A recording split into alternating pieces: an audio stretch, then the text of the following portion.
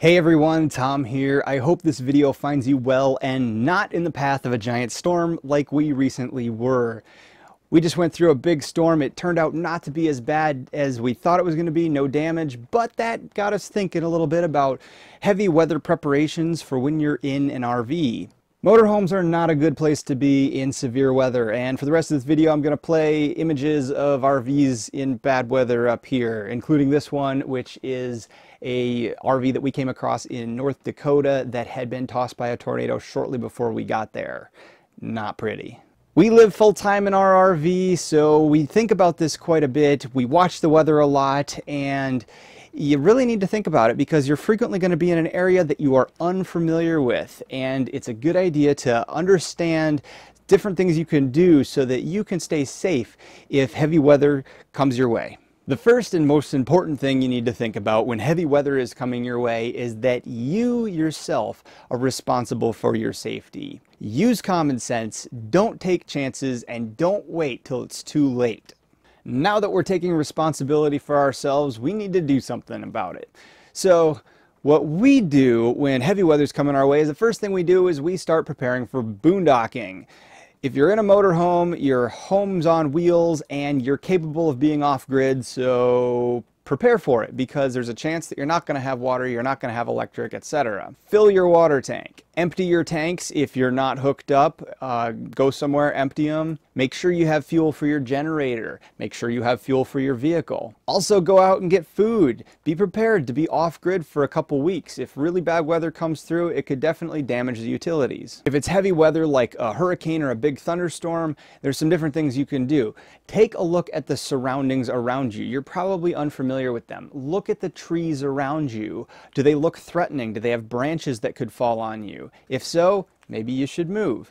Take a look at the terrain. Is there a chance for flash flooding? Are you on a hillside or in a valley where it could flood? Are you near a river that could rise rapidly? Are there steep bluffs around you? Could there be a landslide? Could something let go? Could rocks let go and roll down?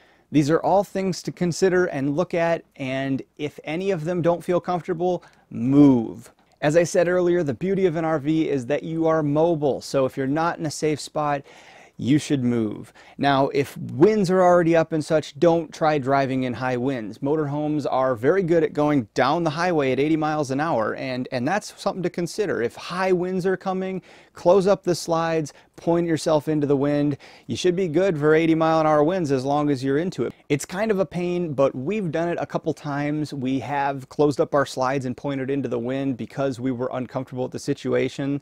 Sometimes it's good to leave it hooked up to a vehicle if it's a trailer so that you have that extra stability point on there.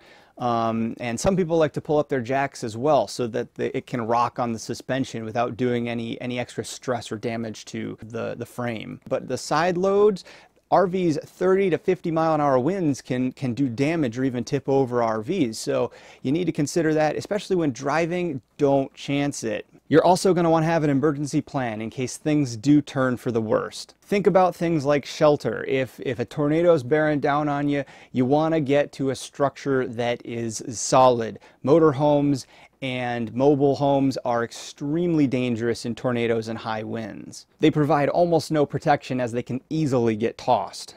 We did find ourselves in the path of a severe thunderstorm that did produce tornadoes one time down in Florida. We did not have any shelter because we were out in the Everglades, and our course of action at that point was we actually got in the truck. We started the truck, put our seatbelts on, and you duck down below the windows. If that's all you got, then it's better than being in your motorhome.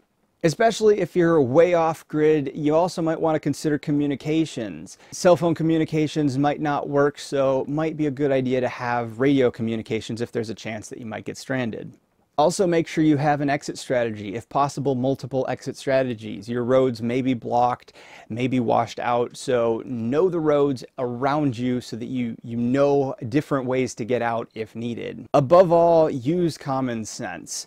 A lot of the same principles that are talked about for being in a house during severe weather apply to a motorhome as well, other than you could be tossed and there's no basement to hide in the case of a tornado or something.